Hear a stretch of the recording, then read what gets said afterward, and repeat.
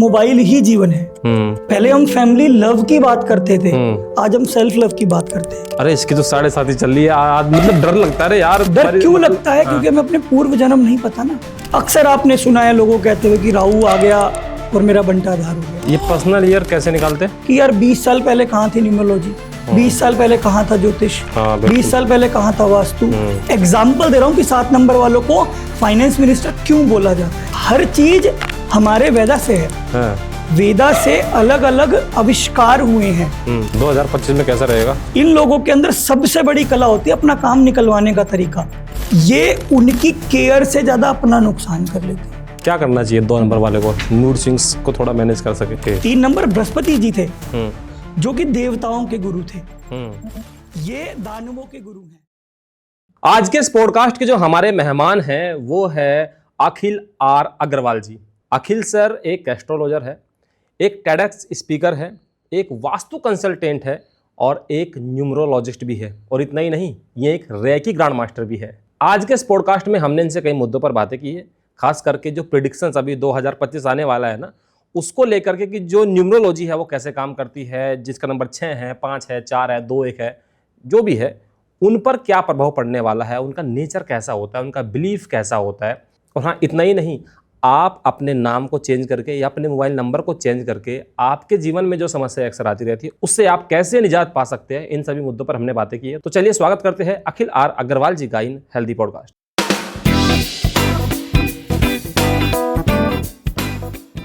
तो बहुत बहुत स्वागत है सर आपका हेल्दी पॉडकास्ट में। राधे राधे। राधे राधे सर। बहुत सारी वीडियोस देखी आपकी, बहुत सारी आप बोला आपने, आप बिलीफ में जो है बिलीफ कोच है, न्यूमरोलॉजिस्ट है, रेकी ग्रैंड मास्टर है। तो बेसिकली आज हम जो है बिलीफ और नंबर्स को लेकर के हम लोग ये बातें करेंगे। नंबर पे आगे जाने से पहले मैं एक बात आपसे पूछना चाहता हूँ कि जो हमारी डेट ऑफ बर्थ होती है, अक्सर कुछ लोग बोलते हैं कि आपका मूल्यांक क्या है, भाग्यांक क्या है। इन सब में एक छोटा सा डिफरेंस मुझे एक बार बता दीजिए, क्या होता है? देखिए, इसको ना हम बहुत सरल तरीके से समझ सकते हैं कि एक बस है जी, एक बस के अंदर एक ड्राइवर है और एक कंडक्टर है, लेकिन साथ में कुछ यात्री भी हैं। तो अगर एक बस है, यात्री नहीं है और कंडक्टर नहीं है, तो भी वो बस अपने आयाम तक नहीं पहुंच पाएगी, क्योंकि ना यात्री चढ़ेंगे, कब किसको उतारना है, कब किसको चढ़ाना है, कितनी देर तक कौन बैठेगा, कितनी देर तक कोई चलेगा, क्योंकि ड्राइवर केवल अपनी डायरेक्शन से चल सकता है। अब दूसरी बात करते हैं, ड्राइवर भी है, कंडक्टर भी है और यात्री नहीं है, तो क्या आपको लगता है डीटीडीसी पूरे दिन दिल्ली के चक्कर काट लेगी और शाम को जाके ट्रांसपोर्ट एजेंसी पे खड़ी हो जाएगी, तो क्या उसको पैसा मिलेगा? नहीं मिलेगा। तो एक डेट ऑफ बर्थ में जब आप मूलांक और भाग्यांक की बात करते हैं और जो बीच के नंबर होते हैं, उनका अपने आप में एक गहरा संबंध है। अब जो मूलांक है वो ड्राइवर है। अब इसको मैं दूसरी भाषा में बात करूं तो ये आपकी पर्सनैलिटी है, जिसको लेकर आपका जन्म हुआ है, कि आपका आओ भाव, आपका सोचने का तरीका, आपका चलने का तरीका, आपका रहन सहन, आपके मित्रगण, आपकी फैमिली, वो उसी नंबर के अकॉर्डिंग अलाइंड होगी। जब हम भाग्यांक की बात करते हैं तो वो आपकी डेस्टिनी को शो करता है कि आपका पर्पस ऑफ लाइफ क्या है।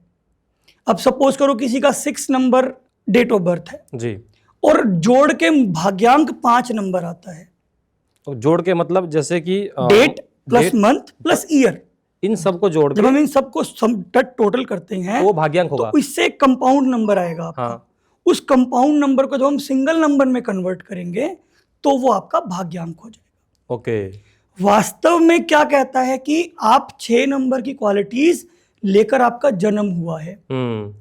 6 नंबर का मतलब क्या है? अपना कंफर्ट जोन, अपना एरिया, अपने लोग, अपनी चीजें। वहीं हम 5 नंबर की बात करें तो क्या है कि मेरा जो भी है वो सबका है, बड़ों के साथ बड़ा, छोटों के साथ छोटा, बातूनी, हंसी खेलने वाला, लाइफ को जीने वाला, जिसको हम बोलते हैं हैप्पी गो लकी पर्सन।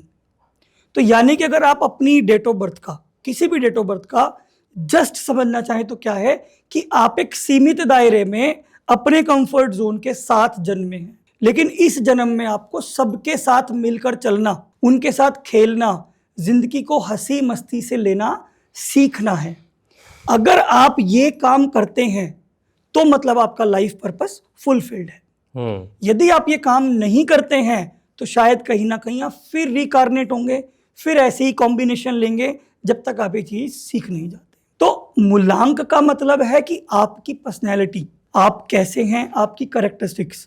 भाग्यांक का मतलब है कि आपको जीवन में क्या करना चाहिए जिससे कि आपका जो लाइफ पर्पस आप लेकर आए हैं उसको आप कंप्लीट कर पाए। ओके सर, अभी 21 सेंचुरी चल रहा है, अभी तो हमको पता रहता है कि हम कब जन्मे कैसे है, लेकिन अगर पुराने उनकी बातें की जाए, पता नहीं रहता है क्या डेट कौन सा था, और मतलब अपने बारे में नहीं पता होता था।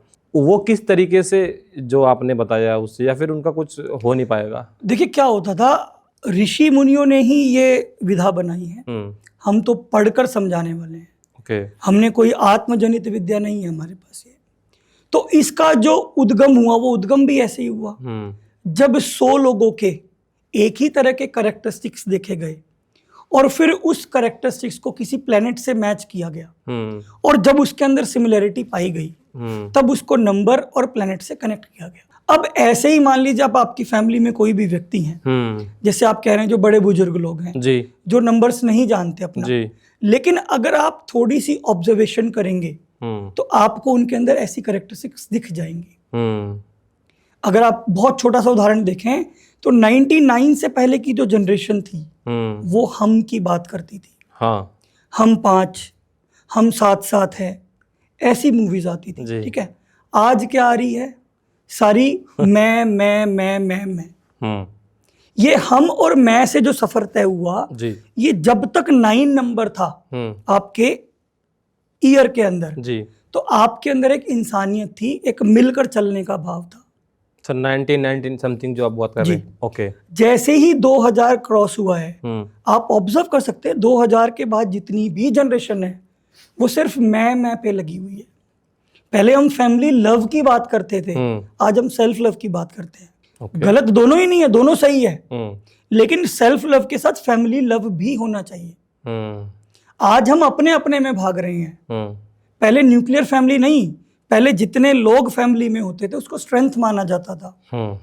आज स्ट्रेंथ का पैमाना ही बदल चुका है। तो जो पुराने लोग थे उनकी क्या था, इच्छाएं सीमित थी।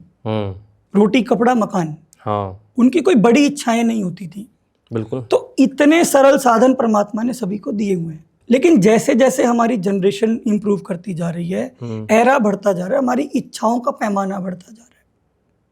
अब जब इच्छाओं का पैमाना बढ़ेगा तो हमें अलग अलग रिसोर्सेज की रिक्वायरमेंट होगी। रिसोर्सेज हमें कब मिलेंगे, जब हमारी चीजें अलाइंड होंगी। इसीलिए आज इन चीजों की इतनी बातें हो रही हैं। पहले के समय में घर के बड़े थे वो कमाते थे, घर के जो बीच के लोग थे वो सबको जोड़ कर रखते थे, बच्चे आराम से खेलते कूदते थे, उनको कोई चिंता नहीं होती थी। आज की जनरेशन ही बदल चुकी है पूरी।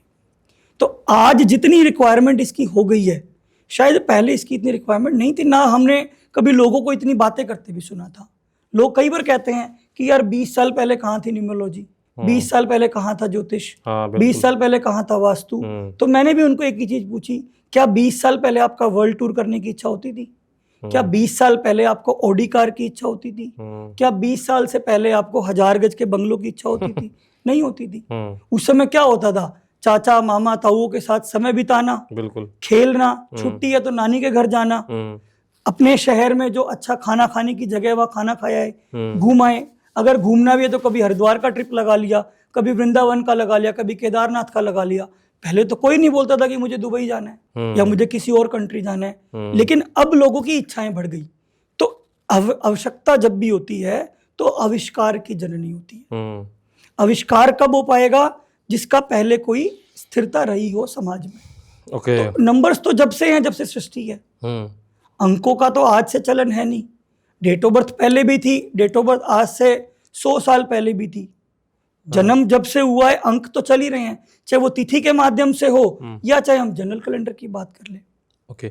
अच्छा सर, थोड़ा सा एक नंबर से शुरू करते हैं और साथ साथ 2025 में क्या प्रभाव से पड़ने वाले हैं, किस तरीके से वो अपने आप को चेंज भी अगर करना चाहे तो कर सकते हैं। तो एक नंबर से शुरू करते हैं। एक नंबर के सबसे पहले तो बेसिक कैरेक्टर क्या होते हैं एक नंबर वालों के? देखिए, सबसे पहले मैं एक चीज क्लियर करूंगा जी। जब भी हम कोई ईयर की प्रेडिक्शन करते हैं तो वो ये नहीं डिपेंड करता कि वो 1 नंबर का है, 2 नंबर का है, 3 नंबर का है, 4 नंबर का है। उसका एक अपना पोर्टफोलियो होता है कि वो इम्पैक्ट आएगा, लेकिन जो मेजर इम्पैक्ट होता है वो होता है पर्सनल ईयर का। अब पर्सनल ईयर कैसे निकालते हैं? बिल्कुल, डेट हाँ, जो भी आपकी डेट है, ओके, जो भी आपका मंथ है, उसमें ईयर आप कौन सा रिप्लेस कर देंगे जिस ईयर की आपको निकालनी है। सपोज जैसे आपकी डेट ऑफ बर्थ क्या है, 6 नवंबर, 6 नवंबर, तो 6 और 11 कितना हो गया, 17 हो गया। 17, 17 प्लस 9 कितना हो गया, 8 आ जाएगा आपका। क्योंकि 9 की सबसे बड़ी प्रमुखता क्या है, 9 के अंदर आप कुछ भी मल्टीप्लाई कर दो, उसका टोटल जाकर 9 ही बनेगा। 9 3 जा 27, 7 और प्लस 2 9, 9 9 81, 8 प्लस 1 9। 9, अब 9 के अंदर आप कुछ भी प्लस कर दो, उसका टोटल वो बनेगा जो आप उसके अंदर प्लस कर रहे हो। 9 प्लस 2 11। वैदिक मैथमेटिक्स हो गया। मैंने कहा ना, हर चीज हमारे वेदा से है। हाँ, वेदा से अलग अलग आविष्कार हुए हैं। आविष्कार क्यों हुए, उनकी आवश्यकता पड़ी। जब तक आवश्यकता नहीं थी, यही राज वेदों में छुपा हुआ था। आज आवश्यकता बनी उसकी, तो आविष्कार हो रहे हैं। ये पर्सनल ईयर की अभी जो आपने बोला, ये पर्सनल ईयर मतलब कैसे? पर्सनल ईयर वही बता रहा हूं आपको मैं, मंथ प्लस डेट, ये आपका एक नंबर आ गया। अब उसमें ईयर आपने ऐड कर दिया 2025, जिसका टोटल बनता है 9। तो 17 प्लस 9, अगेन 1 और 7 8 होता है, तो 9 के अंदर मैं 17 ऐड करूंगा तो टोटल क्या आएगा, 8 ही आएगा उसका। तो यानी कि अब उस व्यक्ति का पर्सनल ईयर 8 आए। तो मेरा पर्सनल ईयर 8 है आपका, 8 है, ओके, ठीक। तो हम कोई भी आज प्रेडिक्शन करेंगे ना, हम ऐसे नहीं करेंगे कि 1 का है कि 2 का है कि 3 का है। ओके, हम दर्शकों को ये जरूर समझाएंगे कि 1 नंबर क्या होता है, 2 नंबर क्या होता है, 3 नंबर क्या होता है। लेकिन जब हम प्रेडिक्शन की बात करेंगे तो हम पर्सनल ईयर की बात करेंगे। ओके, तो पहले हम ये समझाएंगे कि जब भी हम न्यूमरोलॉजी की बात करते हैं या न्यूमरोलॉजी के थ्रू प्रेडिक्शंस की बात करते हैं, तो वो हमेशा 1 से 9 के चक्र में रहती है। 1 से लेकर 9 तक की ये साइकिल है न्यूमरोलॉजी की, ठीक है। अब आप नंबर की बात करेंगे तो भी 1 से 9 है, लेकिन ऐसा नहीं है कि किसी का 2025 में तो 9 टोटल आ गया, अब उसका नंबर है 2 या नंबर है 6, जो 9 के कुछ हद तक एंटी है, क्योंकि कुछ कैरेक्टरिस्टिक्स मैच नहीं करती। इस पे भी हम लोग बातें करेंगे, कौन सा नंबर किससे मैच करता है जी। तो अब क्या होगा, ऐसा नहीं है कि अब 9वां साल आ गया तो 2 का दिक्कत आ जाएगी, 6 को दिक्कत आ जाएगी। 6 को 9 की तरफ से जो दिक्कत आएगी वो बहुत माइनर होगी। मेजर जो उसको दिक्कत आएगी वो आएगी पर्सनल ईयर से। ओके, तो अब हम पहले नंबर्स की बात कर लेते, फिर हम पर्सनल ईयर की बात बिल्कुल करेंगे। बिल्कुल। अब हम सबसे पहले एक राज्य समझते हैं। ओके, 1 से लेकर 9 को हमने कैसे, एक लेमैन को समझाने के लिए हमने एक पूरा किंगडम क्रिएट किया, जिसमें हमने 1 को राजा माना, जिसको हम सूर्य बोलते हैं। ओके, 2 को हमने रानी माना, जिसको हम चंद्रमा बोलते हैं। 3 को हमने गुरु माना, जो हमें मार्गदर्शन करते हैं, जिसको हम जुपिटर बोलते हैं। ओके, 4 को हमने राहु माना। ओके, अब राहु को हमने 2 रूप दिए हैं। अगर वो अपने अच्छे रूप में है तो वो एक पुलिसमैन होगा, अच्छा, यानी कि निर्देशक, ओके, चीजों को मैनेज करने वाला होगा, ऑर्गेनाइज करने वाला होगा। क्योंकि पुलिस का अगर बैकडोर पे काम देखे तो यही होता है जी, ठीक है जी। अगर वो अपने पॉजिटिव ट्रेट्स पे नहीं है और नेगेटिव ट्रेट्स पे है तो वो गुंडा होगा। गुंडे का मतलब इविल फॉर्म में नहीं है, यानी कि वो रिबेलियस होगा। ओके, वो अपने फ्रीडम वाले विचारों का होगा कि जो उसको अच्छा लगेगा वो करेगा, जो नहीं लगेगा वो नहीं करेगा। उसको मानवता से या मोरल वैल्यूज से कोई लेना देना नहीं है। ओके, अब 5 नंबर को हमने राजकुमार माना, यानी कि जिसको ना पास्ट की चिंता न प्रेजेंट की चिंता, जो अपनी मस्ती में मस्त है। Okay, 5 number. हाँ, अब 6 नंबर को हमने फिर से गुरु माना, ओके, क्योंकि बृहस्पति ये है आपके शुक्राचार्य। ओके, 3 नंबर बृहस्पति जी थे, जो कि देवताओं के गुरु थे। ये दानवों के गुरु हैं, तो गुरु की पदवी तो गुरु की रहेगी। लेकिन फर्क क्या है, बृहस्पति जी कहते थे अगर आपकी डेस्टिनी में जीत है तो मिलेगी, लेकिन शुक्रदेव क्या कहते हैं, जीत चाहिए तो चाहिए, साम दंड भेदभाव कुछ भी अपना लो, कुछ भी अपना लो। इसीलिए तो उनको डेविल बोला गया ना, कि जीत चाहिए, कुछ भी हो जाए चाहिए, हुक बाय ट्रुक चाहिए। अच्छा, इन लोगों के अंदर सबसे बड़ी कला होती है अपना काम निकलवाने का तरीका, चाहे प्रेम से, चाहे फटकार से, चाहे बिल्कुल मक्खन पॉलिश लगा के, ये अपना काम निकलवा के छोड़ते हैं 6 नंबर वाले। ओके, और इन्हीं के पास पूरे संपूर्ण विश्व के अंदर मृत संजीवनी बूटी होती है। अगर आप शास्त्रों को देखेंगे तो देवताओं को तो अमृत मिला है, हाँ तो वो तो अमर है। हाँ लेकिन केवल देवताओं के अलावा अगर किसी के पास अमृत का विधान है तो शिव जी के द्वारा वरदान दिया गया था शुक्राचार्य जी को मृत संजीवनी बूटी का। क्या होता है इस बूटी से? वो किसी भी मृत को जीवित कर सकते हैं। अच्छा, ये शुक्राचार्य जी के पास वरदान था। वो अब अगर कोई वही 6 नंबर से रूल करता है तो यानी कि अगर कोई डूबते को तिनके का सहारा बोलते हैं ना, जी। तो ये 6 नंबर वाले वो तिनके को सहारा है। अगर ये उसको नर्चर करने लग जाएं, केयर करने लग जाएं, उसको उठाने में मदद करने लग जाएं, तो संसार की कोई ताकत नहीं है जो उसको उठने से रोक सके। अच्छा जी। अब ये चीजें कौन समझेगा? जो चीजों को कनेक्ट करेगा। अब जिसने खाली 6 नंबर सुना, 6 नंबर पढ़ा, वो उसी चीज में चलता रहेगा। हाँ। लेकिन लोग कहते हैं यार आप जो बोलते हो ना इसके अलावा भी बहुत कुछ हमारे साथ होता है, तो उन चीजों का आविष्कार इन चीजों से होता है। ओके। तो हमने 6 को शुक्राचार्य जी फिर से गुरु माना, लेकिन यहाँ हमने गुरु को क्या बोला? गुरु घंटाल। ओके। यानी कि जो कुछ भी है जीत चाहिए चाहे कुछ भी हो जाए। ओके। 7 नंबर को हमने फिर 2 पदवी दी जी। एक फाइनेंस मिनिस्टर दी जी और एक प्रीस्ट। यानी कि वो पैसे को भी संभाल सकते हैं क्योंकि वो होने वाली स्थिति को होने से पहले भाप लेते हैं। 7 नंबर में कौन आएगा? 7 नंबर में केतु। केतु। ओके। अब जैसे अगर आप देखें हमारे, अब मैं नहीं जानता मनमोहन सिंह जी की क्या डेट ऑफ बर्थ रही है, लेकिन उनको मालूम था कि वर्ल्ड में क्राइसिस आने वाले हैं। तो इंडिया ही एकमात्र ऐसी कंट्री थी जो उस क्राइसिस को बहुत ईजिली फेस आउट कर गई। चाहे वो टैक्ट कुछ भी रहे हो, देखो वो फाइनेंस का मैटर है, बट मैं आपको एक एग्जांपल दे रहा हूं कि 7 नंबर वालों को फाइनेंस मिनिस्टर क्यों बोला जाता है। क्योंकि जब आपको पता है कि आपके आने वाला समय बहुत प्रबल है तो आप क्या करेंगे? अपनी पॉलिसीज वैसे बिल्डअप करेंगे। अब आपको पता है कि आने वाले समय में कोई दुविधा आ सकती है, कोई फ्लड आ सकता है, कोई कुछ भी आ सकता है, तो आप अपनी पॉलिसीज को वैसे मोल्ड कर देंगे। अब दूसरा, क्योंकि ये दिल से सोचते हैं, क्योंकि इनके पास शीश नहीं है, तो इनको प्रेस्ट माना गया है।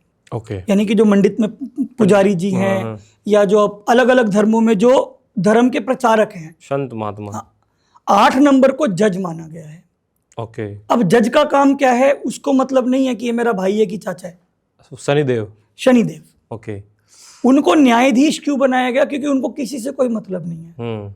वो क्रूर प्लेनेट नहीं है, सिर्फ हमारे कर्मों के अनुसार फल देंगे वो। ओके। आप अच्छा करोगे तो वही शनिदेव है जो आपको राजा बना देंगे। राजा बनाने की ताकत भी कलयुग में 2 ही के पास है, या शनिदेव के पास है या राहु देव के पास है। अच्छा। आप जितने भी बड़ी कंपनी के सीईओ देखेंगे, चेयरमैन देखेंगे या ओनर देखेंगे, कहीं ना कहीं उनको 8 या 4 रूल कर रहा होगा, चाहे न्यूमरोलॉजी में करे चाहे एस्ट्रोलॉजी में उनको सपोर्ट दे रहा होगा। अच्छा। क्योंकि ये लाइफ के स्ट्रगलर होते हैं, ये हार्ड वर्कर होते हैं। और बड़ी पोस्ट पे कौन पहुंचा? जिनके पास एक्सपीरियंस होता है। आज किसी सीईओ से ये नहीं पूछा जाता कि आपने ग्रेजुएशन कहाँ से करी है, एमबीए कहाँ से करी है। उनसे सिर्फ एक ही चीज पूछी जाती है कि उस ईयर में आप उस कंपनी के सीईओ थे, आपकी कंपनी डूबी, किस तरीके से आपने कंपनी को रिवाइव किया। क्योंकि सीईओ का काम क्या है? चीजों को बेस से रिवाइव करना। तो 8 नंबर वाले वो लोग होते हैं। अब 9 नंबर वाले सोल्जर बोला गया, सेनापति। ये कौन होते हैं? ये सोल्जर नहीं, उसमें प्लेनेट में मार्स मंगल। ओके। अब 9 नंबर वाले लोग सोल्जर होते हैं, यानी कि जिनको हर हालत में रक्षा का सूत्र दिया गया है। ओके। क्योंकि वैसे तो हम बोलते हैं ना किलिंग अच्छा नहीं है, लेकिन अपने टेरिटरी को बचाने के लिए, क्योंकि ये टेरिटरी भी किसने बनाई? ह्यूमन बींग्स ने बनाई। पहले तो कोई टेरिटरी थी नहीं। अब उनका कर्म ही रक्षा करना है, तो वो उसके लिए जो करना है वो करेंगे। ऐसे ये पूरी किंगडम डिसाइडेड है। अब हम बात करते हैं नंबर 1 की। जी। नंबर 1 है सूर्य का। सूर्य जो दूसरों को चमक देता है। बिल्कुल। सूर्य जो अड़ग है, अपनी ही जगह पे रहता है, बाकी उसके पास जिसको भी काम लेना है उसको आना पड़ेगा, वो कहीं नहीं जाता। पृथ्वी किसके चक्कर लगा रही है? सूर्य के। चंद्रमा किसके चक्कर लगा रहा है? सूर्य के। बाकी ग्रह किसके चक्कर लगा रहे हैं? सूर्य के। इसीलिए उनको राजा बोला गया है। अच्छा। अब लेकिन अगर आप उनका दूसरा महत्व समझें तो सूर्य वो भी है जो जीवन देता है। पौधों को कौन उगा रहा है? सूर्य। ठीक है। फोटोसिंथेसिस उगा रहा है सूर्य। इंसान को ऊर्जा कौन दे रहा है? सूर्य दे रहा है। आपकी जो पाचन शक्ति है उसको कौन जागृत कर रहा है? सूर्य। सूर्य। उसी से तो हमारी बायोलॉजिकल क्लॉक बनी ना, बिल्कुल, कि आप सूर्य उदय के समय से कुछ समय बाद खाएं और सूर्यास्त से कुछ समय पहले खाना छोड़ दें। यानी कि जो आपकी जठार अग्नि है जी, ये मैं सिर्फ न्यूमरोलॉजी को हेल्थ पे इसलिए कन्वर्ट कर रहा हूं क्योंकि आपका हेल्थ पॉडकास्ट है, तो मैं नंबर को कोशिश करूंगा थोड़ा हेल्थ से भी कनेक्ट करने बिल्कुल की। बिल्कुल। तो आपकी जठार अग्नि जागृत होगी तो आप कुछ भी खा लें वो पच जाएगा। तो 1 नंबर वाले को कॉन्स्टिपेशन नहीं होता, उसका मतलब कम होता है? देखो मैंने कहा ना ये आपके चॉइस के ऊपर है। ओके, 1 नंबर वालों से कॉन्स्टिपेशन का कोई रिलेशन नहीं है। अच्छा, मैं आपको सूर्य की कैरेक्टरिस्टिक्स बता रहा हूं। ओके, अब ये तो व्यक्ति का चुनाव है कि जीवन में वो कर क्या रहा है। जी, ऐसा नहीं है ना कि 1 नंबर वाला सूर्य वाला है तो वो कुछ भी खाएगा तो उसको पच जाएगा, ऐसा नहीं है। अच्छा, मैं सूर्य काम क्या करता है मैं आपको वो बता रहा हूं। ओके, ओके, अब हमारी लाइफ में क्या करता है ये? लीडर है क्योंकि अपनी जगह पे स्थिर है, ठीक है। ये हर चीज को करना जानता है, सिर्फ ये ठान ले बस। अगर इसने कोई काम ठान लिया तो फिर उसको कोई नहीं रोक सकता। ये मार्गदर्शक है, ये हर चीज को चलाना जानता है। मैं सरल भाषा में इसलिए बात कर रहा हूं क्योंकि आमतौर पे कैरेक्टरिस्टिक्स हर किसी ने सुनी हुई है। इगोस्टिक है, एंगर वाला है, नॉलेज है, इंटेलिजेंट है, ये सब ने सुना है। मेरा माध्यम है कि उसको आप समझो, क्योंकि वो कैरेक्टरिस्टिक्स बुक्स के लिए, आपके लिए नहीं है। आपके लिए उस चरित्र को समझना है और अपनाना है। अब अगर यही सूर्य तीव्रता पर आ जाए, अगर मैं आपसे बात करूं दिन में 12 से 1 बजे के बीच की, जब सूर्य लमसम साउथ ईस्ट डायरेक्शन में होता है, ठीक, अगर क्या आप जो सूर्य सुबह 9 बजे उगा था और जो 12 बजे का सूर्य है, क्या आप दोनों को सेम टाइम गेज कर पाएंगे? नहीं कर पाएंगे, क्योंकि जैसे जैसे वो साउथ ईस्ट की तरफ बढ़ता है उसका ताप बढ़ने लग जाता है। सूर्य कहीं नहीं बढ़ रहा है, सिर्फ अर्थ रिवॉल्व हो रही है। तो जैसे जैसे अर्थ का एंगल साउथ ईस्ट एंगल पे आएगा तो सूर्य इतना तीव्र हो जाएगा आप गेज नहीं कर पाएंगे। तो ऐसे ही यदि सूर्य वाला व्यक्ति अपने आप को तपित कर ले, यानी कि ओवर एंगर में आ जाए, आपका प्राइडफुल हो जाए, घमंडी हो जाए, तो वही विनाशक भी हो सकता है। अच्छा, ओके। तो एक ही सूर्य है जो आपको बना भी सकता है और वही सूर्य आपको मिटा भी सकता है। ओके। तो ये एक सिक्के के 2 पहलू हैं। आप पकड़ किसको रहे हैं अपने जीवन में, वो आपके रिजल्ट तय करेगा। ओके, 2025 में कैसा रहेगा सूर्य? देखिए 2025 में सूर्य के लिए देखो, अगर आप वैसे देखो हम इस रिलेशन को इतना काम नहीं करते हैं क्योंकि मेजरली पर्सनल ईयर काम करता है। ओके। लेकिन फिर भी 1 और 9 की बहुत अच्छी पेयरिंग है, उसमें कोई दिक्कत नहीं है, क्योंकि जब एक राजा को सुदृढ़ सेनापति मिल जाए तो ब्रह्मांड उसके लिए छोटा है। हम सिकंदर का एग्जाम्पल ले ले, हम किसी का भी एग्जाम्पल ले ले, वो कोई खुद युद्ध करके थोड़ी जीते हैं। उनके सेनापतियों में वो बल था कि वो सेना को आगे ले जा पाए। वो तो सबसे लास्ट में रहते थे, उनका काम था प्लानिंग करना। एग्जीक्यूशन का काम किसका था? सेनापति का था। वो उसका दायित्व था कि सेना को कैसे बचा के रखना है और दूसरे की सेना को कैसे निपटाना है। तो जब ये दोनों मिलेंगे तो वैसे बहुत अच्छा साल है, कोई दिक्कत नहीं है। लेकिन अगेन एग्रेशन, 9 भी एग्रेशन है, 1 भी कहीं ना कहीं एग्रेशन है। तो कई बार ये दोनों एग्रेशन अगर चैनलाइज ना हो, यानी कि राजा के पास प्लानिंग ना हो और उसके पास बैलेंस ना हो, तो फिर विनाश को कोई नहीं रोक सकता। ओके। लेकिन डिपेंड क्या करेगा अब 1 नंबर वाले का पर्सनल ईयर क्या है।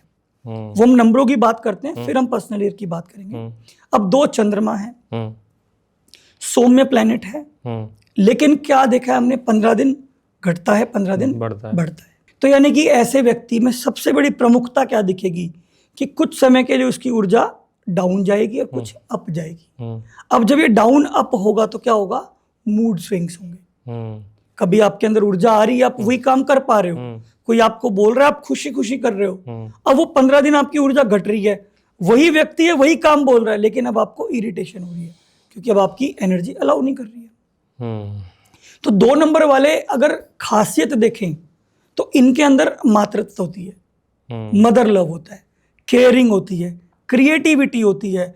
जितनी क्रिएटिविटी से ये काम कर देंगे कोई नहीं कर सकता, जितनी बैकडोर पे ये प्लानिंग करके आपको एग्जीक्यूशन के लिए दे देंगे कोई नहीं दे सकता, जितना नर्चर ये कर लेंगे आपको कोई नहीं कर सकता। लेकिन अगर ये मात खाते तो सिर्फ एक ही चीज पे, मूड स्विंग्स। ओके। क्योंकि हर कोई व्यक्ति मूड स्विंग्स को नहीं समझता। हाँ। अभी आपने किसी को कहा कि पानी लाना है, ठीक है, जी। वो खुशी खुशी ले आया। हाँ। अब अचानक उसके दिमाग में कुछ चलने लगा, उसके अंदर कुछ जलजलाहट आ गई और आपने फिर उसी व्यक्ति को पानी लाने को बोल दिया दोबारा, तो वो उसी में ही बिगड़ जाएगा। ओके। हाँ। तो अगर अपने ये मूड स्विंग्स पे काम कर लें सिर्फ ये, तो लाइफ में सक्सेस तो इनके लिखी हुई है। क्या करना चाहिए 2 नंबर वाले को मूड स्विंग्स को थोड़ा मैनेज कर सके? ये व्यक्ति का अपना खुद का चुनाव है कि छोटी चीजों को पकड़ के बैठना, क्योंकि ये ओवर थिंकर होते हैं। अच्छा, 2 नंबर वाले जी, आप 2 जने आपस में कोई बात कीजिए और 2 नंबर वाला सामने बैठा होगा, वो सोचेगा मेरे बारे में। अगर उसको हल्की सी भी कहीं कनेक्टिविटी दिख गई तो उसको लगेगा कि मेरी ही बात चल रही है। अच्छा। आप उसको हल्की सी बात बोल के निकल गए कि यार रोटी थोड़ी सी और गर्म हो जाती तो अच्छा हो जाता, तो शाम तक उसके लिए वो महाभारत हो गई दिमाग में कि आज मैं गर्म रोटी नहीं दे पाई, आज मैंने ठंडा खाना खिला दिया। अब हम अक्सर कहते हैं ना कि हर पुरुष के सफलता के पीछे एक स्त्री का हाथ होता है। वो बेसिकली स्त्री नहीं है, वो 2 नंबर का एलिमेंट है। अच्छा। वो स्त्री भी हो सकती है, वो पुरुष भी हो सकता है। अगर वो 2 नंबर की कैरेक्टरिस्टिक्स रखता है तो वो बैक डोर का ऐसा डिजाइनर है, ऐसा क्रिएटिव है कि वो ऐसे ऐसे आइडियाज दे सकता है कि वो आगे फ्रंट फुट पे जाके प्ले करेगा और वो ग्रो करेगा ही करेगा। ओके। अब हम बात करते हैं 3 नंबर जी। 3 नंबर बृहस्पति का नंबर है, ज्ञान का नंबर है, विजडम का नंबर है, लेकिन साथ में एक्सपेंशन का नंबर भी है, क्योंकि अगर हम लार्जेस्ट प्लेनेट की बात करें तो वो जुपिटर है। तो ऐसे व्यक्ति क्या मिलेंगे आपको? थोड़े से हेल्दी मिलेंगे।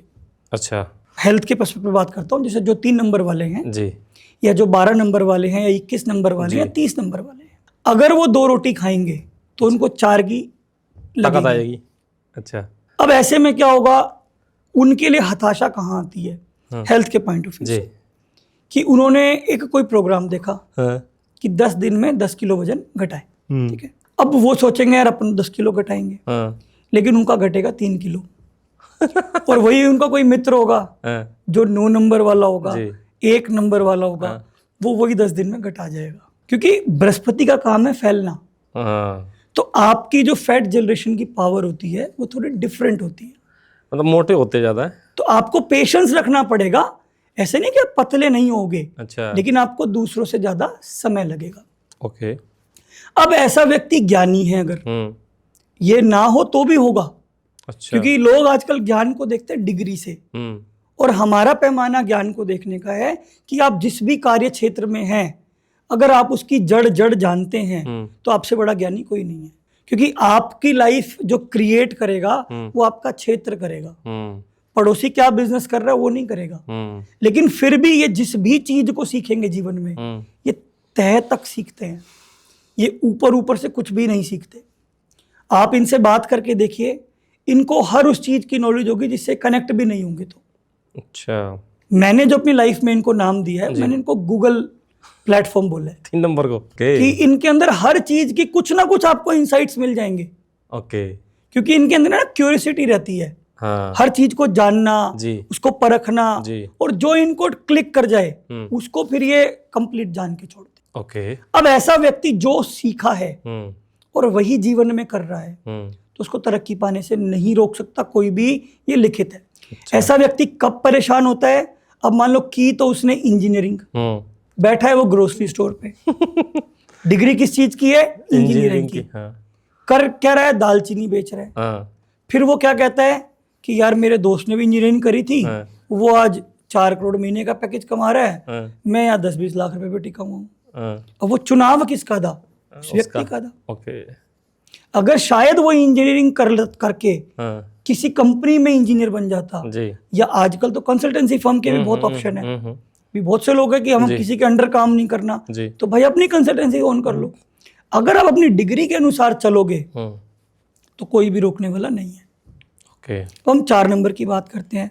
4 नंबर राहु का नंबर है। अब राहु के 2 पहलू हैं। राहु को थोड़ा सा मैं इसीलिए एक्सप्लेन करना चाहूंगा, ये कलयुग का समय है। ओके।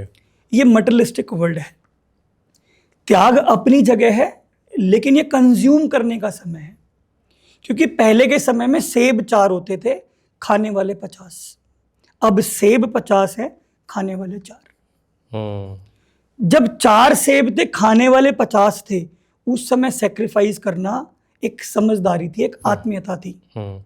लेकिन 50 सेब हैं और 4 खाने वाले हैं, अब कंज्यूम ना करना ये मूर्खता है। तो मैं इसका मतलब ये नहीं कि मैं ये कह रहा हूं कि आप सिर्फ कंज्यूम करो, यानी कि आप त्याग की भावना रखो दूसरों के लिए। ओके। लेकिन जितना परमात्मा ने आपको दिया है कंफर्ट, उसको आप यूज करो, यूटिलाइज करो। कलयुग का नाम ही भोगना है, और वो पावर केवल और केवल राहु के पास है। Okay. Rahu pure materialistic planet है। अक्सर आपने सुना है लोगों कहते हुए कि राहु आ गया और मेरा बंटा आधार हो गया। बिल्कुल होगा। अच्छा। क्यों होगा? अगर आप खाली बैठेंगे, अगर आप ऐसे काम करेंगे जो राहु के प्लेनेट से कनेक्टेड नहीं है, तो कोई नहीं छोड़ सकता आपको। राहु बुद्धि है, उसके बाद दिल नहीं है, तो जो आ गया वो हो गया। Okay. लेकिन अगर आप इसी के सही पहलू को देखेंगे तो राहु डिसिप्लिन्ड है। मैंने अक्सर ऐसे लोगों को मिला हूं मैं, जिनके नंबर 4 हैं, 13 हैं, उनके जो घर वाले हैं वो हमेशा एक ही उनकी कंप्लेंट होती है कि ये इतने परफेक्शन में रहना पसंद करते हैं, हमसे नहीं रहा जाता। उनको अपनी कबर्ड भी परफेक्ट चाहिए, बेड पे चद्दर भी परफेक्ट चाहिए, टॉवल अगर प्रॉपर्ली फोल्डेड नहीं है तो भी उनके लिए परेशानी की जड़ है। अब अगर ऐसे ही व्यक्ति को आप किसी कंपनी में लगा दो, तो आप सोचो जो इरिटेशन घर पे थी वही स्ट्रेंथ बन जाएगी कंपनी की। ओके। ऑर्गेनाइज मैनेजमेंट, बिल्कुल। ऑर्गेनाइज एचआर, ऑर्गेनाइज प्लान, आपकी आफ्टर सेल सर्विस बिल्कुल ऑर्गेनाइज, आपका टाइम ऑर्गेनाइज, जो भी कल्चर है पूरे कंपनी का, क्योंकि आजकल लोग कल्चर बहुत देखते हैं, अर्निंग बाद में देखते हैं, पहले कल्चर देखते हैं, वो पूरा ऑर्गेनाइज मिलेगा। ओके। राहु तो वही है, लेकिन यूटिलाइजेशन का अंतर आ गया। ऐसे ही अगर हम अपनी कैरेक्टरिस्टिक्स पर काम करें, अगर हमारा 4 नंबर है, 13 नंबर है, ठीक है, या 22 नंबर है, हालांकि अलग अलग फर्क मिलेगा, क्योंकि कोई चीज अपने बने और कोई चीज मिलावट से बने, तो उसके अंदर अंतर दोनों चीजों का आएगा। लेकिन अगर वो अपने आप को डिसिप्लिन्ड कर ले, ऑर्गेनाइज कर ले, तो यही राहु उनकी स्ट्रेंथ बन जाएगा। अब इनको काम किस पे करना है कि ओवर सन की नहीं होना है। अच्छा। यानी कि कंपनी में अगर कोई ग्लास टेढ़ा रखा हुआ है, तो कुछ इनको भी अपने दिमाग में समझना है कि ह्यूमन टेंडेंसी है, हो जाता है। ओके। लेकिन ये चीज इनके कंट्रोल में नहीं होती, जिसकी वजह से लोग इनसे कटने लग जाते हैं। आप किसी भी बड़े घर में चले जाइए, उनको इनवाइट कर लिया गया, अगर उनको मान लो एक वो फोटो लगी हुई अच्छी नहीं लगेगी ना, तो वो सबके बीच में आपको बोल देंगे इतना काम तो किया, फोटो अच्छी नहीं लग रही। अब उन्होंने कुछ गलत नहीं बोला, 70 लोग खड़े हैं, 70 लोग उसी फोटो को देख रहे हैं कि यार ये सही नहीं, ये ऐसे होती, ये वैसे होती, अपनी अपनी जजमेंट पास कर रहे हैं। बट ये व्यक्ति क्या है, इसके अंदर मुखौटा नहीं है, ये जो है वो है। अब आप इसको सरल बोल लो, चाहे आप इसको मुंहफट बोल लो, चाहे आप इसको चालाक बोल लो, लेकिन जो ये है वो है। ये आपको वो नहीं बन के दिखा सकते जो ये नहीं है। तो अब ये डिपेंड करता है कि सामने वाला उनको कैसे परसीव कर रहा है। इसीलिए आप देखोगे 4 नंबर वाले लोग सबसे ज्यादा कंट्रोवर्सीज में होते हैं। अभी मान लो कोई मीडिया पे, मैं किसी का देखो नाम नहीं लूंगा, बहुत है 4 नंबर वाले जी, कोई बात कर रहे हैं और कोई टॉपिक उठ गया, तो ये उसको तोड़ना मरोड़ना नहीं जानते, ये सीधा स्पष्ट भाषी है। हमारे अमित शाह जी 4 नंबर वाले हैं, आप उनसे किसी मुद्दे पे बात कर लो। अभी भी उनका आज तक पे जो आया था, जो मंच संचालन वाला जो कार्यक्रम हुआ था, उसमें उनसे कुछ पूछा गया, उन्होंने 1 सेकंड भी नहीं लगाया, वो बिल्कुल स्पष्टवादी हैं। जो है वो है, उसका कोई पहनावा नहीं है, जो है वो है। अब आपको किस तरीके से लेना वो आपकी मर्जी है। यही चीज उनको कंट्रोवर्सीज में ले आती है। ओके।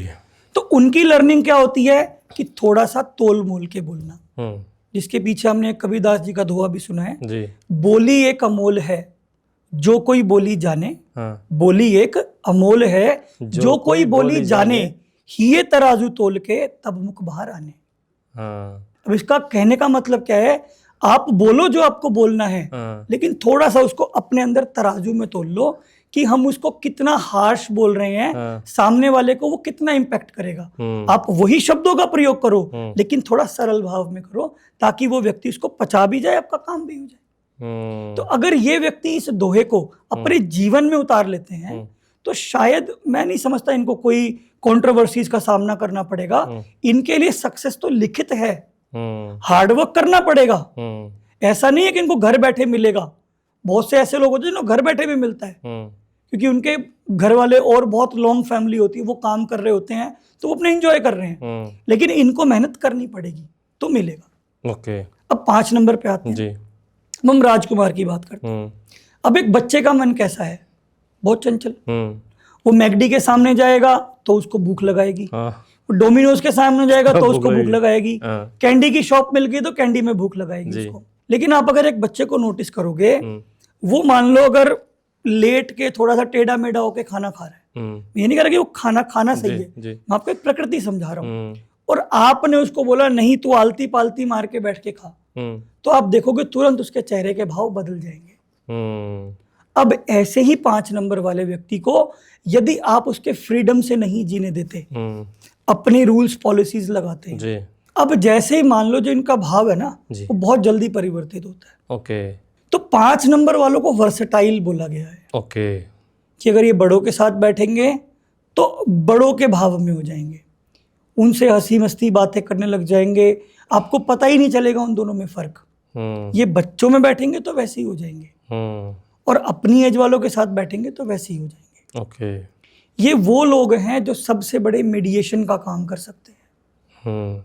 2 लोगों की लड़ाई हो रही है, अगर 5 नंबर वाला बीच में है तो 99% ये वो लड़ाई नहीं होने देगा। ओके। क्योंकि वो उसको भी समझाना जानता है, वो उसको भी समझाना जानते हैं। ये इनके अंदर आर्टिस्टिक स्किल होती है। ओके। सिर्फ इनको जीवन में कुछ अगर समझदारी रखनी होती है तो किसी चीज पे टिक कर काम करने की होती है। ओके। ये प्रोफेशन बहुत बदलते हैं, बहुत मूडी होते हैं, अभी काम किया, अभी मन भर गया, फिर किसी में, फिर मन भर गया, फिर किसी में। इसीलिए इनको हैप्पी गो लकी पर्सन बोला गया है। ये हर सिचुएशन को खुशी खुशी पार कर जाएंगे, आपको पता भी नहीं चलेगा। दुख आएगा तो भी उसको बियर कर जाएंगे, सुख आएगा तो भी उसको बियर कर जाएंगे। सिर्फ और सिर्फ इनको अपनी आर्टिस्टिक स्किल पे काम करना है, अपनी कम्युनिकेशन स्किल पे काम करना है, और जिस काम में लगे हुए हैं उसमें थोड़ा सा टिक के काम करना है। लेकिन लोगों के लिए एडवाइस यही है कि जो 5 नंबर वाले लोग जिनके साथ भी हैं तो उनको थोड़ी अपनी फ्री स्पेस दीजिए, क्योंकि ये फ्रीडम लवर हैं। ये आपके काम को आपके समय से जल्दी कर देंगे अगर आप इनको इनके तरीके से करने दोगे तो। ओके। यानी कि अगर आप एक 9 to 6 की जॉब दोगे 5 नंबर वाले को और आप उसको महीने का 1 करोड़ भी दे रहे होगे, कलयुग है, पैसा चाहिए, वो काम करेगा, लेकिन आप कभी भी उसके मिलके सुनोगे ना तो वो 1 करोड़ के बाद भी ये नहीं कहेगा कि यार मैं हैप्पी हूं। और वही काम है, वही पैसे हैं, आप उसको ये बोलो कि मुझे ये काम चाहिए, करना कैसे तेरी मर्जी है, तो वो जी जान लगा के आधे समय पे काम कर देगा और उसी पैसे को वो बहुत खुशी खुशी से प्रयोग करेगा। ओके। अब हम 6 नंबर की बात करते हैं। वैसे 6 नंबर की हमने चर्चा शुरू में भी की थी, फिर भी हम थोड़ी सी चर्चा करते हैं जी। अब 6 नंबर वाले देखो शुक्राचार्य जी, जीत किसी भी पैमाने पे जी। दूसरी चीज मृत संजीवनी बूटी, यानी कि ऐसे व्यक्ति अपना काम कराने की कला जानते हैं। ठीक। दूसरी चीज, ऐसे व्यक्ति अगर किसी का साथ देने लग जाएं, किसी को सपोर्ट देने लग जाएं तो मरते हुए जिला सकते हैं। अब इसका मतलब मैं ये डिस्क्लेमर नहीं दे रहा कि कोई अगर डेथ बेड पे है तो 6 नंबर वाले को ले आओ वो उठ के बैठ जाएगा। इसका मतलब सिर्फ इतना है कि कोई जीवन में हताश है, कोई परेशान है, कोई मार्ग भटक चुका है, किसी को रास्ता नहीं मिल रहा, किसी को साथ नहीं मिल रहा, तो यदि अगर उसको 6 नंबर वाले का सपोर्ट मिल जाता है, क्योंकि 6 नंबर क्या है, शुक्र को ज्योतिष में हमने फेमिनाइन प्लेनेट माना है, यानी कि जो वाइफ होती है उसको माना है। ओके। तो वो भी एक सपोर्ट एलिमेंट है। यदि एक प्यार, एक नर्चर, एक अवेयरनेस, एक नॉलेज, एक बूस्ट, एक मोटिवेशन किसी व्यक्ति को मिलने लग जाए तो हर हताश व्यक्ति को पुनः एक सफल व्यक्ति बनाया जा सकता है। तो ये 6 नंबर उस कड़ी में बहुत अहम रोल प्ले करता है। ओके।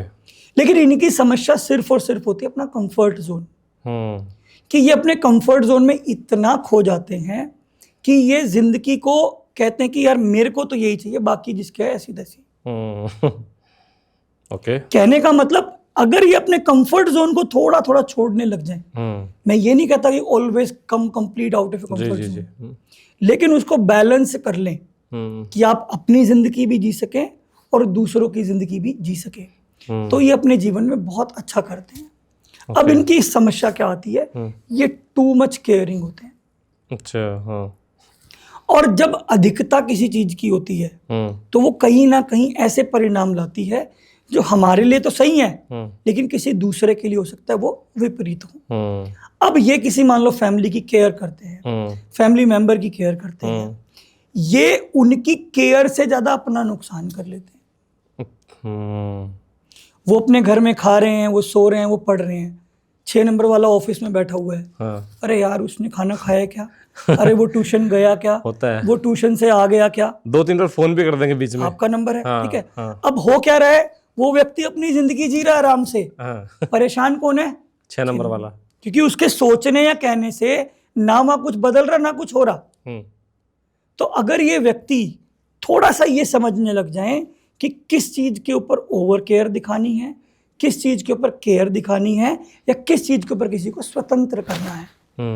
अब जैसे हम आज बात करें, हर कोई कहता है कि महिला स्वतंत्र होती जा रही है, वो अपना खुद बिजनेस कर लेती है, स्कूलिंग कर लेती है, सब कुछ कर लेती है। वो कैसे करने लगी, जब हमने उनको वो दायरा दिया।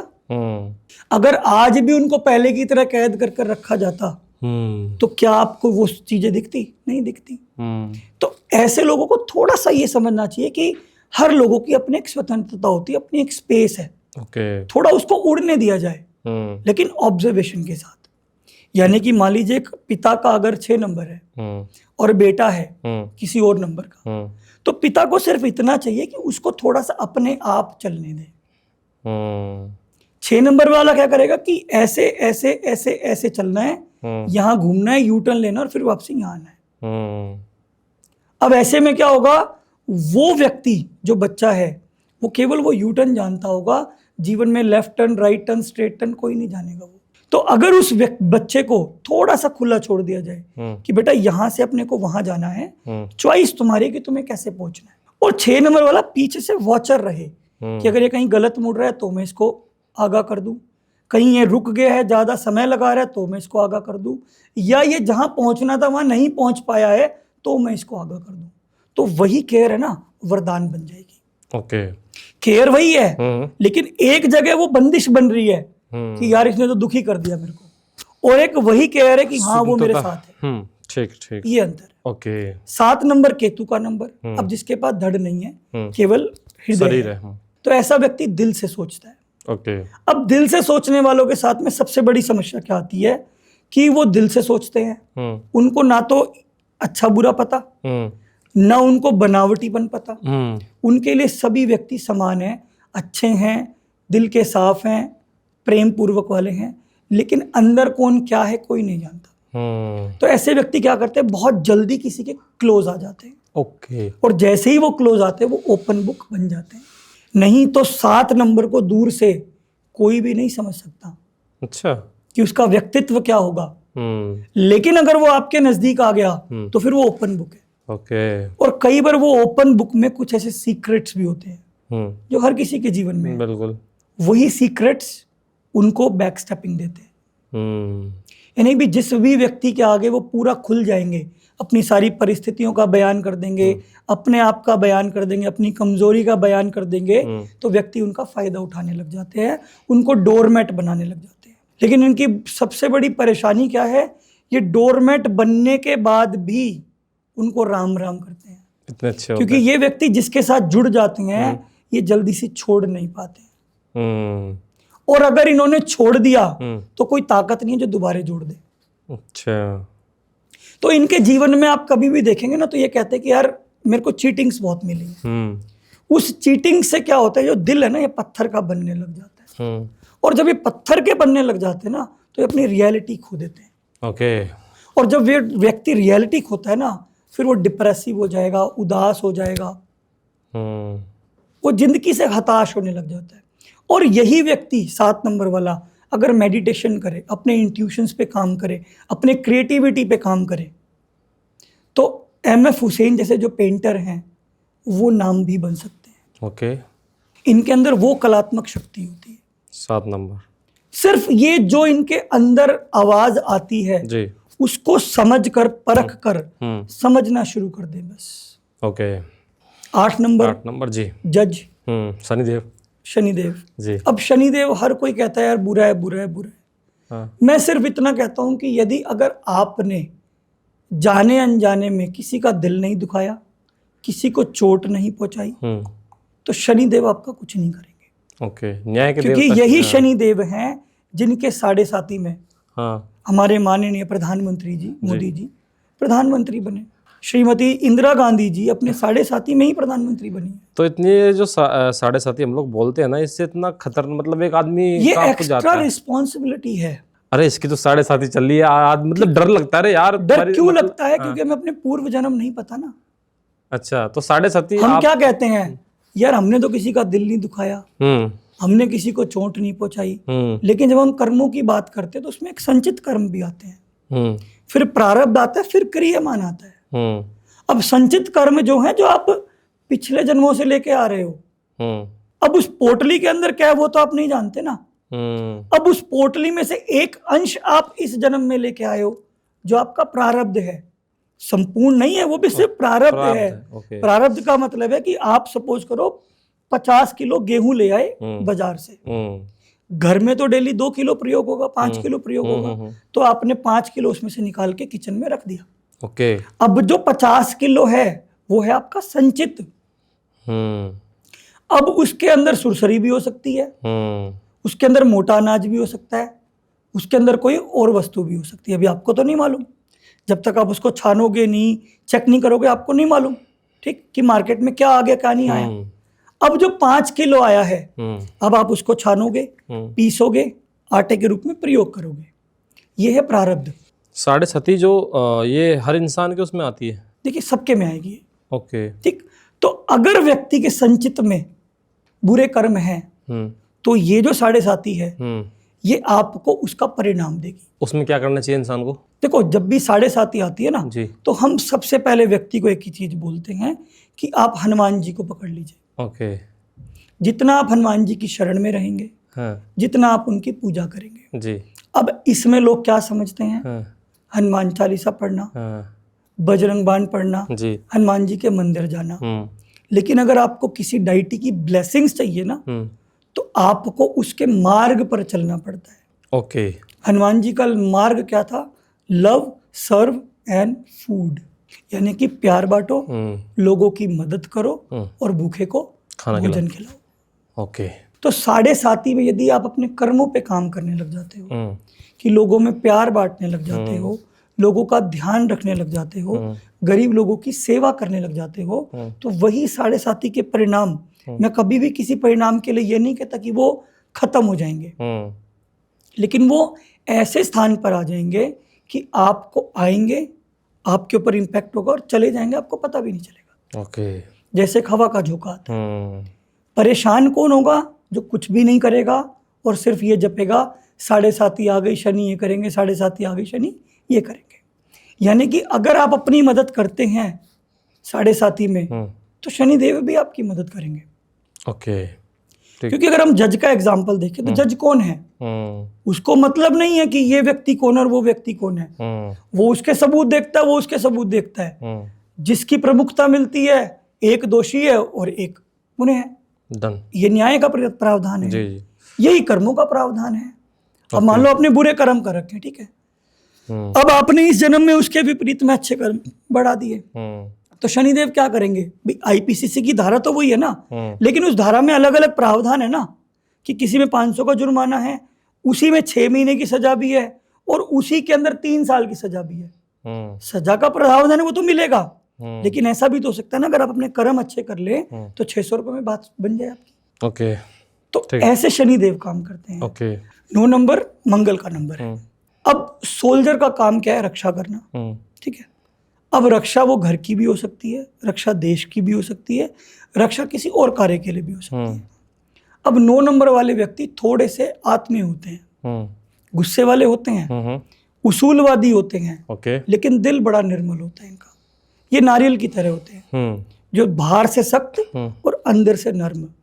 यानी कि कोई 9 नंबर वाला व्यक्ति है और वास्तव में उसने उसके पॉजिटिव ट्रेट्स अपनाए हुए हैं, तो इनके अंदर इतनी स्ट्रेंथ होती है, कुछ भी कर गुजरने की ताकत रखते हैं। ओके, कि ठीक है। किसी के पीछे लग जाए तो उसको भी ऊंचाइयों तक पहुंचा सकते हैं। ओके, मार्स जो होता है। ऐसे व्यक्ति होते हैं, अगर मान लो अपने घर से 1 किलो सेब लेने निकले हैं, मार्केट से सेब लेके निकले हैं, अब उनको बीच में रास्ते में 5 जने दिख गए भूखे, तो वो थैली के सेब नहीं गिनते, वो हो सकता है घर पर लौटकर खाली थैली आए, वो सेब खिला के आ जाएंगे। ओके। अगर आप इसका एग्जाम्पल देखेंगे तो 99 ईयर, जैसे मैंने आपको बताया था, जो वो पिछले 100 साल हैं, तो हम केवल अपने घर में नहीं रहते थे, हम एक सोसाइटी में रहते थे। हमें अड़ोस पड़ोस में क्या अच्छा है, क्या बुरा है, कौन दुख में है, कौन तकलीफ में है, कौन खुशी में, सब पता होता था। और जब कोई अधिक परेशानी में होता था तो पूरी गांव मिलके उनकी सहायता करते थे। अगर जैसे हम अगरपंथी हैं, अग्रसेन महाराज का बहुत बड़ा नारा था, 1 ईंट और 1 रुपया। वो 1 ईंट और 1 रुपया का मतलब क्या है? वो यही तो मतलब है कि जो आगंतुक आया है वो परेशानी में आया है, वो रहने आया है, अब उसको रहने के लिए 2 चीजों की अवस्था पड़ेगी। रहने के लिए छत, खाने के लिए भोजन। भोजन कहाँ से आएगा? किसी व्यवसाय से आएगा। व्यवसाय कैसे होगा? पैसे से होगा। तो उन्होंने क्या नारा लगाया? 1 ईंट और 1 रुपया। क्योंकि उस समय 1 रुपए की वैल्यू और 1 ईंट, बहुत छोटा सा एरिया में मकान बन जाता था। तो कहने का मतलब क्या है? इनका देने का भाव होता है।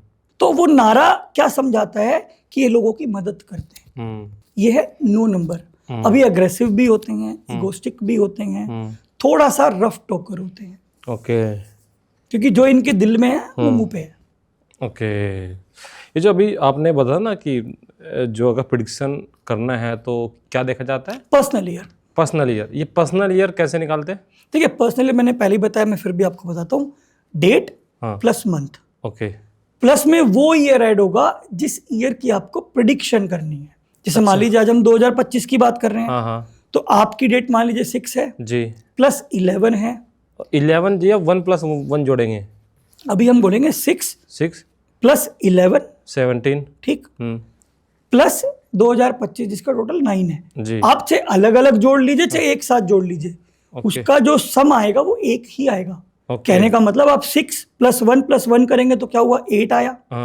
9 + 8 कितना हुआ? 17, अगेन 8 आ गया। आप 6 + 11 करेंगे तो आ गया 17। 17 में 9 जोड़ेंगे फिर टोटल 8 ही आएगा। ओके, ठीक है जी। तो यानी कि पर्सनल ईयर 8 हो गया। ओके। अब मैं थोड़ा क्विकली आपको बताता हूँ कि पर्सनल ईयर 1 से लेके 8, 9 काम कैसे करते हैं, फिर हम इसके धीरे धीरे प्रेडिक्शन करते चलेंगे। पर्सनल ईयर 1 एक नींव रखने का समय है। ओके। कोई भी इनिशिएशन करने का समय है। ओके। कोई चीज स्टार्ट करने का समय है। ओके। कोई चीज क्रिएट करने का समय है। पर्सनल ईयर 2 जब हम नर्चरिंग की बात करते हैं तो ये थोड़ा सा नर्चर करने का समय है। पर्सनल ईयर को थोड़ा समझना, उसके अंदर जो कमियां थी उसको दूर करना, थोड़ा अपने आप को और प्रबल बनाना, जिस भी चीज में हम प्रबल नहीं है, अपने क्रिएटिव आइडियाज को प्लान करना और अपनी पूरी तैयारी करना। पर्सनल ईयर 3 अगेन एक्सपेंशन का साल है, बढ़ाने का साल है, लेकिन समझदारी क्या है इसमें? अपने आप को डिस्ट्रैक्ट नहीं होने देना। ओके। क्योंकि जब हम एक्सपेंशन की बात करते हैं ना तो हमारे पास मल्टीपल अपॉर्चुनिटीज आते हैं। ठीक है। तो अगर हम विजडम से काम नहीं करेंगे तो क्या होगा? वही मल्टीपल अपॉर्चुनिटीज हमें मिसलीड कर देंगी।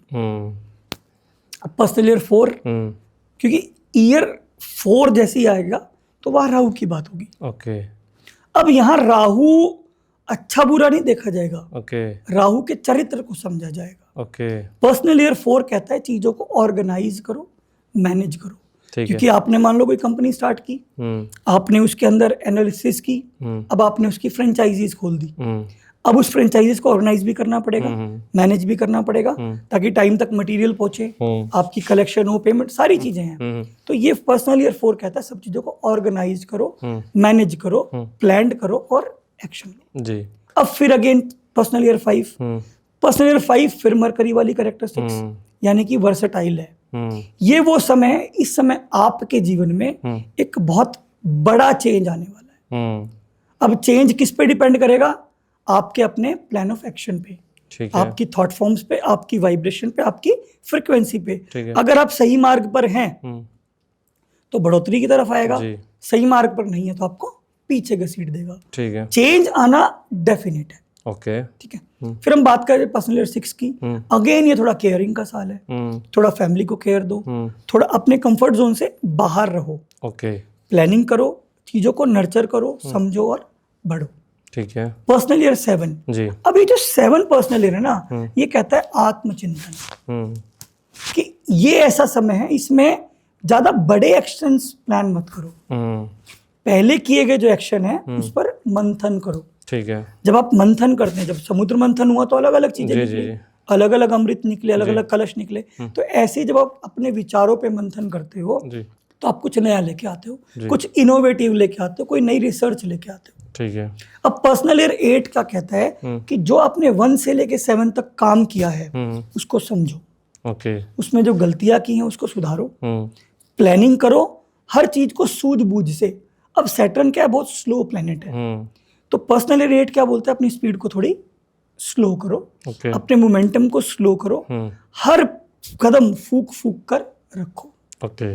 अब पर्सनल ईयर 9 क्या बोलता है जी। कि आपने 1 से 8 तक खूब कमा लिया, अब आपका भोगने का समय है। तो जब भोगने का समय आता है तो फिर बांटने का समय भी आता है। ये साल है देने का, कि आप सोसाइटी को क्या दे सकते हो, आप अपने बिजनेस की कम्युनिटी को क्या दे सकते हो, आप अपने बिजनेस को क्या दे सकते हो।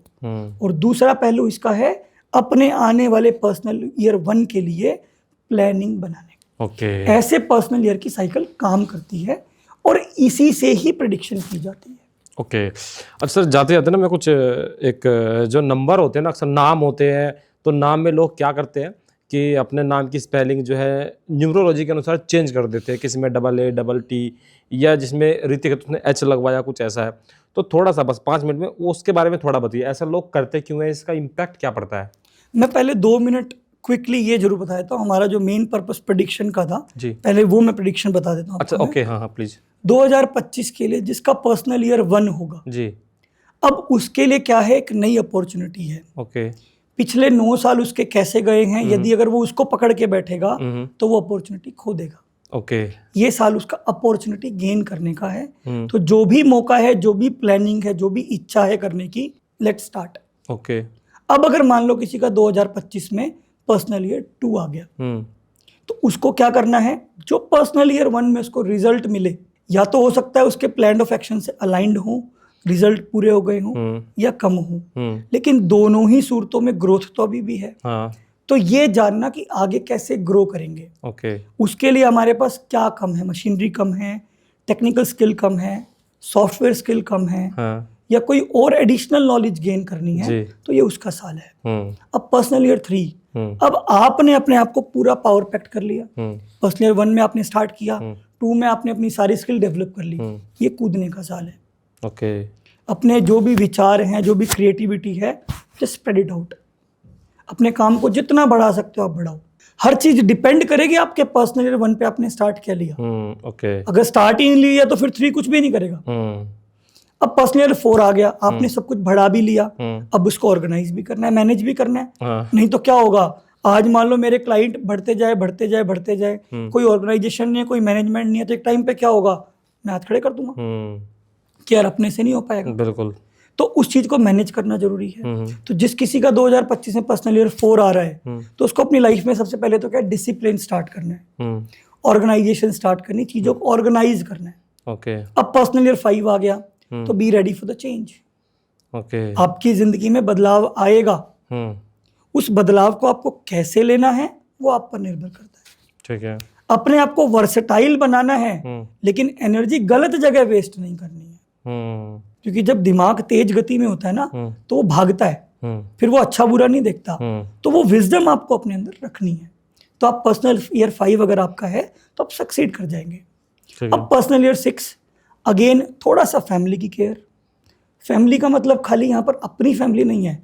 अगर आपकी ऑर्गेनाइजेशन है, कोई कंपनी है, तो थोड़ा उनके भी दुख दर्द समझिए, उनके साथ भी एक कनेक्टिविटी बनाइए, उनको भी नर्चर कीजिए। किसी को कोई हेल्प की जरूरत है उसको हेल्प कीजिए, साथ में अपनी प्लानिंग कीजिए, अपनी क्रिएटिविटी तैयार कीजिए उसको एक्सपेंड करने के लिए और एग्जीक्यूट कीजिए जी। अब 7 कहता है थोड़ा भाई आत्मचिंतन करो, हाँ। थोड़ी सी मेडिटेशन करो, थोड़ा सा ध्यान करो, थोड़ा अपने चीजों को समझो, तोलो मोलो और फिर बोलो और फिर करो जी। अब 8 कहता है भाई ऑडिट। अच्छा, अब तुमने 1 से 7 साल काम कर लिए, इसको अब थोड़ा इनको समझ लो।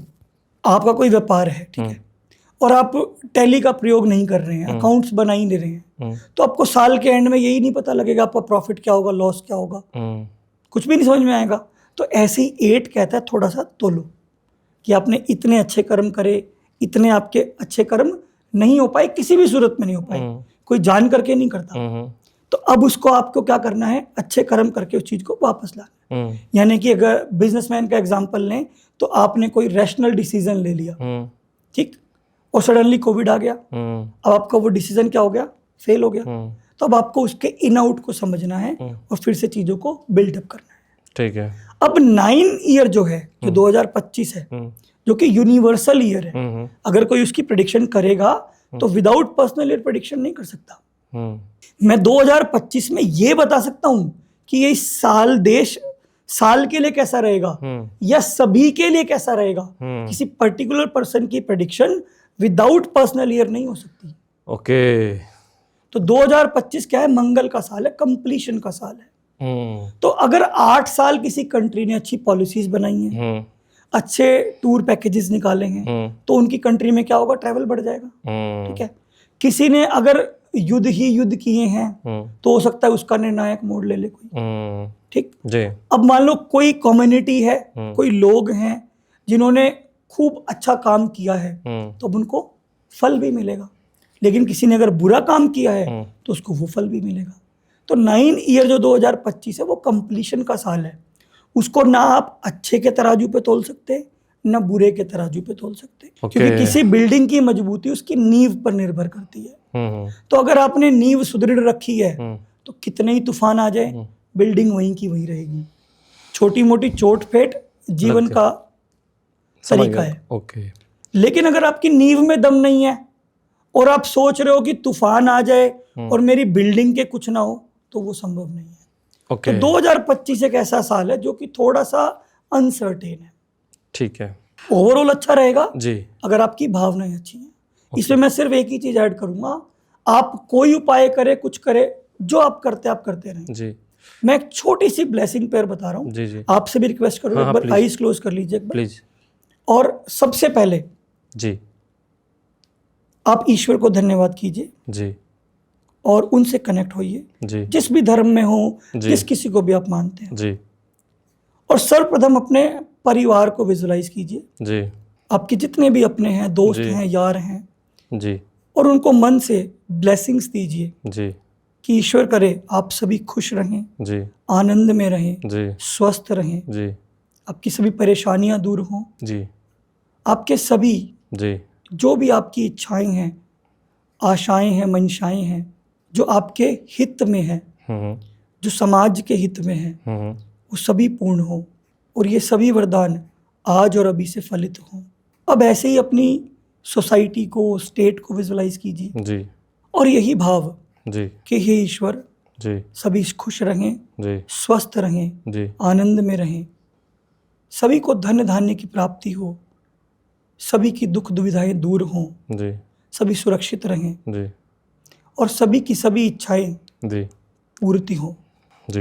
ये सभी वरदान आज और अभी से फलित हों जी। अब आप अपने कंट्री को जी, एशिया को जी, वर्ल्ड को विजुलाइज कीजिए जी, और सिर्फ यही प्रार्थना कीजिए, हे ईश्वर जी सभी खुश रहें जी, सभी आनंद में रहें जी, सभी स्वस्थ रहें जी, सभी के सभी कार्य पूर्ण हो जी, सभी सुरक्षित रहें जी, सभी सुरक्षित रहें जी, ये सभी वरदान आज और अभी से फलित हो जी। अब संपूर्ण पृथ्वी जी, क्योंकि खाली मानव जाति सुरक्षित रहे ऐसा नहीं है जी, हे ईश्वर संपूर्ण वनस्पति, संपूर्ण जगत, जगत का कण कण सभी स्वस्थ हो, खुश हो, आनंद में हो, सुरक्षित रहें, जी सबकी सभी मनोकामना पूर्ण हो, जी सबके जीवन के उद्देश्य पूर्ण हो, जो मार्ग से भटके हों वो मार्ग पर आ जाएं, और जो मार्ग पर हैं वो मार्ग पर बने रहें और जल्द से जल्द अपनी डेस्टिनी की ओर पहुंचे।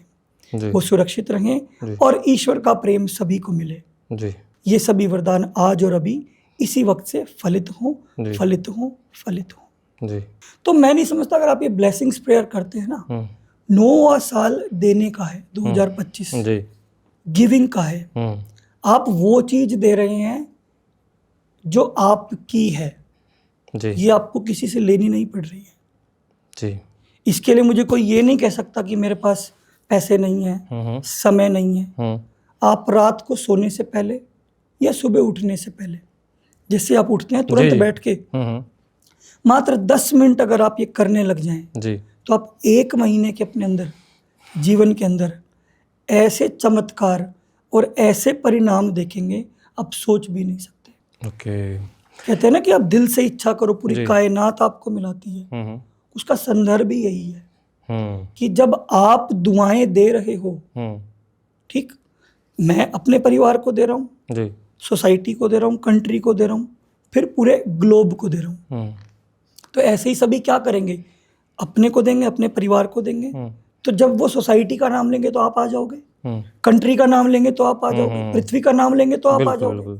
तो जब एक दूसरे को लोग ब्लेसिंग्स देने लग जाएंगे, उनकी बढ़ोतरी के लिए, उनकी तरक्की के लिए, खुशी के लिए, स्वास्थ्य के लिए, तो ये 2025 कब आएगा, कब चला जाएगा। वैसे बहुत अग्रेसिव ईयर है, बहुत सूझबूझ वाला साल है, शेयर मार्केट है, कोई भी स्पेकुलेशन एक्टिविटी है, कोई भी बड़ा फैसला है, बिना प्रॉपर प्लानिंग के, ऑर्गेनाइजेशन के मत ले। ठीक है। क्योंकि जब भी अग्रेशन आता है ना, तो फिर कर गुजरने की भावना आती है, और कई बार कर गुजरने की भावना इतनी सुदृढ़ हो जाती है कि हम ये नहीं समझ पाते कि हम जो कर रहे हैं उसके परिणाम क्या होंगे। ये व्यक्ति विशेष के लिए भी है, ये देश के लिए भी है, ये स्टेट के लिए भी है, और ये पूरी कंट्री के लिए भी है। ओके सर, वही बस जाते जाते अब आपने बात करी थी नेम नेबुलॉजी की, बस थोड़ा सा मतलब मैं आपको बहुत सरल तक एकदम क्रिस्प में थोड़ा सा। देखिए, जी, डेट आपकी फिक्स है जी, मंथ आपका फिक्स है जी, जिस दिन आप जन्मे वो फिक्स है जी, इसमें तो आप कोई चेंज नहीं कर सकते जी, आपके कोई प्लैनेट्स हैं वो फिक्स है जी, वो आप नहीं बदल सकते जी, अब आपने इस संसार में आने के बाद क्या रखा, अपना नाम, चाहे आपके माता पिता ने रखा चाहे किसी ने रखा, जी, यानी कि ये एक वो सीक्रेट की है जो हमारे हाथ में है। जी, अब मान लो आपकी डेट ऑफ बर्थ 1 है, ठीक है, अब 1 का कुछ हद तक एंटी 8 होता है, जी, क्योंकि जज और राजा की कभी नहीं पड़ती, क्योंकि राजा क्या कहेगा मेरे अनुसार चलो, जज क्या कहेगा मैं कानून के अनुसार चलूंगा। क्योंकि देखो यहाँ पर हम शत्रुता नहीं बता रहे हैं, यहाँ पर दोनों का एंटी एलिमेंट है कि दोनों एक ही पद के व्यक्ति हैं, तो एक मैदान में 2 तलवार नहीं टिकती जी। तो ऐसे में क्या होगा, वही 8 नंबर जो आपका सपोर्ट बनना चाहिए था, आपकी नाम क्या आइडेंटिटी है जी, कि आप उस नाम से जाने जाते हो जी। अगर वो जानने की वाइब्रेशन आपके जन्म से मैच नहीं करेगी तो वो कहीं ना कहीं आपके लाइफ में हर्डल क्रिएट करेगी। ओके, अब अगर आप उसको करेक्शन कर लेते हैं, 1 को 5 से पेयर कर दे, 1 को 3 से पेयर कर दें, 1 को 9 से पेयर कर दें, जनरली 9 हम कम यूज करते हैं क्योंकि थोड़ा सा अग्रेशन का टाइम है, तो अगर मान लो ऑलरेडी डेट ऑफ बर्थ में 9 ज्यादा है तो हम मेजरली 5 पे, 3 पे या 2 पे लाते हैं। तो जैसे ही आपका नाम आपकी डेट ऑफ बर्थ से अलाइन होगा ना, तो आपका जन्म होने का उद्देश्य है और आपकी ऊर्जा उसके अंदर एक तारतम्यता आएगी। जब वो आएगी तो आपकी लाइफ की क्या है, हर्डल्स कम होने लगे। ये कैसे आती है, मतलब जैसे कि मैं समझा नहीं, क्या जैसे मेरा 6 है तो मेरे नाम में भी 6 अक्षर होने चाहिए ऐसे? तो क्या होता है, हर लेटर को एक नंबर दिया गया है उसकी फ्रीक्वेंसी को चेक करके। ओके, जैसे ए को 1 बोला गया है, बी को 2 बोला गया है, सी को 3, डी को 4 जी, ऐसे अलग अलग लेटर्स को नंबर्स दिए गए हैं। ओके, अब ऐसे ही आपके नाम को नंबर में कन्वर्ट किया जाता है। ओके, उन नंबरों का एक टोटल किया जाता है। ओके, वो टोटल आपके नाम डेट ऑफ बर्थ से मैच कर रहा है कि नहीं कर रहा है, ओके, वो देखा जाता है। ओके, सपोज कीजिए मान लो कोई ए है जी, ठीक है, हाँ। अब उसका लेटर पी से शुरू हो रहा है जी, पंकज है कोई, उसकी डेट ऑफ बर्थ है 1/10/2012। अब वो पी लेटर 8 को डिनोट करता है। ओके। डेट ऑफ बर्थ क्या है? 1। हाँ। अब पी लेटर क्या करेगा? कहीं ना कहीं उसकी सफलता में बाधक बनेगा, ओके। क्योंकि 1 और 8 का मेल नहीं है। मेल नहीं है, क्योंकि उनकी कैरेक्टरिस्टिक्स बहुत डिफरेंट है। ओके। एक ही लेवल के हैं लेकिन वर्किंग स्टाइल बहुत डिफरेंट है। अब ऐसे में ही व्यक्ति, वही व्यक्ति अगर पी से ना रख के नाम बी से रख लेता, आर से रख लेता, के से रख लेता, ए से रख लेता, जे से रख लेता, ठीक, ई से रख लेता, एन से रख लेता, जी जी, तो वही नाम क्या होता? अब हमारा सपोर्ट बन जाता। ठीक, जी जी बिल्कुल, ठीक है, समझ गया सर। ओके, तो मतलब और उसकी एनर्जी को उससे मैच करके जो है वो करना पड़ता है, क्योंकि देखो सारा ब्रह्मांड फ्रीक्वेंसी, एनर्जी, वाइब्रेशन पे है। ओके। और उन्हीं का मैचिंग जो है ना, वो आपके जीवन का सार है। फोन नंबर में भी ऐसे ही होता है? देखिए फोन नंबर क्या होता है, अब मान लीजिए आपकी कोई होरोस्कोप है, अब उसमें कोई प्लेनेट अच्छे बैठे हुए हैं, ठीक है, कुछ बुरे बैठे हुए हैं। अब मोबाइल नंबर आपके पास एक ऐसा सूत्र है, क्योंकि पहले इसकी आवश्यकता नहीं थी, क्योंकि यूज नहीं होता था। अब आपका जीवन ही मोबाइल बन चुका है। ओके। जैसे जल ही जीवन बोलते हैं, आने वाले आप समय में सुनेंगे मोबाइल ही जीवन है। बन भी चुका है, आगे और बन जाएगा, क्योंकि लोग हर चीज उस पर करने लगे हैं। ओके। खाना पकाना सीखना है तो उस पर सीख रहे हैं, पढ़ना है तो उस पर सीख रहे हैं, यार दोस्तों से मिलना है तो उस पर कर रहे हैं। आज तक तो हवन पूजाएं जो होती हैं वो मोबाइल पे होने लग गई। तो अब उसकी तो प्रमुखता बढ़ गई। अगर मान लो उसमें आपने ऐसे अंकों का योग ले लिया, अंक क्या है? फिर प्लेनेट हो गए। 8 है तो सैटर्न है, ओके। 1 है तो सूर्य है। अब आपने मोबाइल में 8-1 ले लिया, तो आपने क्या किया? सूर्य और शनि की युक्ति कर दी। आपके होरोस्कोप में नहीं है, लेकिन आप मोबाइल नंबर से ले आए। अब वो युक्ति के जो परिणाम होंगे वो आपके जीवन में आने लगेंगे। ओके, तो उसी हिसाब से अपने मोबाइल नंबर भी। लेकिन ऐसा नहीं है कि आपकी पत्री में नहीं है और इसमें ले लिया तो पूर्ण रूप से आ जाएंगे। 10-15% का इसके अंदर वेटेज होता है कि वो इम्पैक्ट करने लगेगा। लेकिन एक व्यक्ति के लिए, डूबते के लिए तिनके का सहारा है, ऐसे ही डूबते व्यक्ति के लिए अगर वो 10% इंप्रूवमेंट भी मिल जाए तो उसको सांस आ जाती है। और जब किसी व्यक्ति को सांस आ जाती है ना, तो फिर हम उसको क्योर कर सकते हैं, दवाइयां दे सकते हैं, रेमेडीज करवा सकते हैं। लेकिन अगर कोई बिल्कुल ही मृतसैया पे चला गया तो चला गया। तो हर चीज का अपना एक दायरा है। आप जैसे जैसे उस दायरे को इंप्रूव करते जाएंगे, आपकी ग्रोथ लेवल बढ़ती जाएगी। ओके, बहुत बहुत शुक्रिया अखिल सर, बहुत मज़ा आपके साथ बात करके, बहुत कुछ सीखने को मिला है, खास करके नंबर वाला खेल मेरे को आज पता लगा कि लोग जो बड़े बड़े फिल्म स्टार है क्यों अपने जो नाम है उनको चेंज करते हैं, अपनी फिल्मों के नाम तक में कहीं पे कुछ भी घुसेड़ के उसको बढ़ा देते हैं। But thank you so much, बहुत धन्यवाद सर। राधे राधे जी। राधे।